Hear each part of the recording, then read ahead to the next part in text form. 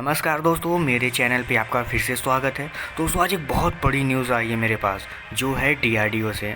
जी हाँ, डीआरडीओ ने बताया है कि उसने फाइनल यूजर ट्रायल जो कि एंटी टैंक नाग मिसाइल का था, उसे कंप्लीट कर लिया है।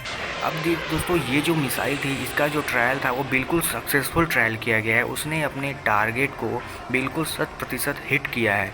अब दोस्तों डीआरडीओ को कहना है कि इस ट्रायल के बाद भारत के लिए ये बहुत बड़ी खुशखबरी है, क्योंकि अब जो नाग मिसाइल है वह प्रोडक्शन फेज़ में जाएगा। यानी कि अब उसकी प्रोडक्शन होगी, फिर वह इंडियन आर्मी, इंडियन एयरफोर्स जिसको भी देना हो वो दे सकेगा। क्योंकि दोस्तों सबसे बड़ी बात ये third generation anti tank missile है, जो कि अपने आप में बहुत घातक होता है। आपको बता दें कि इसका जो टेस्ट किया गया वो पोखरण रिंग में किया गया था, फायरिंग रेंज में किया गया था। और नाग मिसाइल जो है वो एक ऐसा मिसाइल है जो दिन हो या रात उसे कोई फ़र्क नहीं पड़ता, वो अपने टारगेट को आसानी से हिट कर सकता है।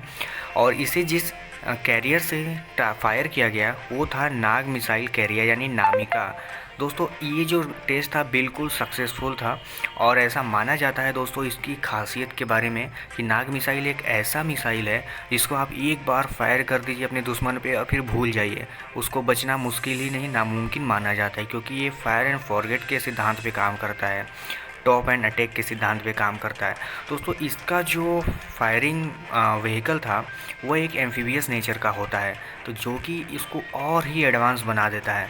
तो दोस्तों इस टेस्ट के बाद नाग मिसाइल का प्रोडक्शन तो शुरू हो जाएगा, और ये हमारे पड़ोसी देश जैसे चाइना और पाकिस्तान के लिए, जो हमें हमेशा युद्ध के लिए कुछ ना कुछ उकसाते भड़काते रहते हैं, उनके लिए तो ये किसी सदमे से कम नहीं होगा। क्योंकि दोस्तों जितना भारत के पास टैंक हैं वो बहुत बड़ी संख्या होती है, और भारत की जो मेन ताकत है वो टैंक ही माने जाते हैं। पिछले जितने भी युद्ध हुए हैं उसमें टैंकों ने अपनी बहुत बड़ी भूमिका निभाई है। तो इसलिए हम ये नहीं कह सकते कि हमने अगर कोई रॉकेट नहीं बनाया, एयरक्राफ्ट नहीं बनाया, तो उससे हमें कोई ख़ास फ़र्क पड़ेगा। क्योंकि हमने जो टैंक में महारत हासिल की है, ज़मीन पे युद्ध लड़ने में जो हमारी खासियत है वो हमें बहुत पहले से चली आ रही है, और उसमें नाग मिसाइल का शामिल हो जाना हमें फिर से सक्षम बनाता है कि हम जितने छोटे मोटे युद्ध होते हैं या फिर दुश्मन की आर्मी को जंग में रोकने में एकदम सक्षम हो जाते हैं।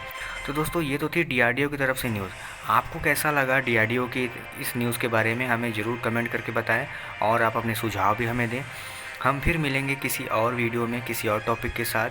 दोस्तों अगर आप मेरे चैनल पर नए हैं तो इस चैनल को सब्सक्राइब कर लें, क्योंकि हम ऐसे ही वीडियो रोज़ लाते रहते हैं। तब तक के लिए धन्यवाद।